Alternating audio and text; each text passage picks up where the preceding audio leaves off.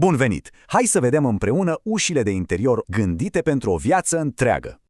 Când redecorezi, totul începe cu ușa potrivită, nu-i așa? Ea dă tonul întregii încăperi. Și da, o ușă nouă chiar poate schimba complet atmosfera unei camere. De la clasic la modern, sigur se găsește modelul perfect. Ok, dar cum stăm cu dimensiunile? E foarte important. Hai să vedem opțiunile standard. Prima variantă standard pentru foaia de ușă e de 60 de centimetri lățime. Apoi avem opțiunea de 70 de centimetri, foarte populară și ea, potrivită pentru majoritatea camerelor. Iar pentru spații mai generoase, există ușa de 80 de centimetri.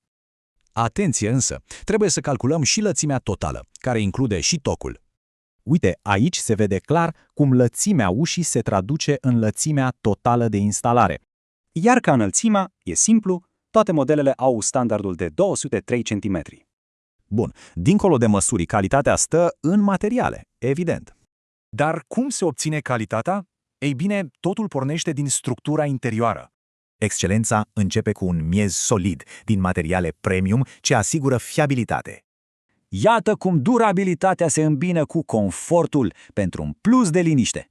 Fiecare ușă este adaptabilă. Reversibilitatea oferă maximum de flexibilitate în montaj. Are feronerie rezistentă. Asta înseamnă siguranță și funcționalitate. Descoperim texturi ce aduc căldură naturală, ca fibra bogată a stejarului auriu.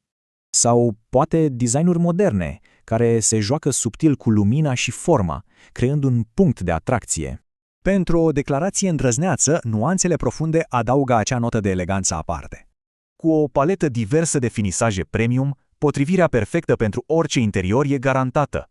Dar adevărata eleganță stă în maestrie. Acea maestrie care nu doar se vede, ci se și simte. O regăsim în textura impecabilă a suprafețelor, o promisiune de frumusețe, dar și de rezistență. O ușă nu deschide doar o cameră, deschide de fapt un nou capitol din povestea unui cămin.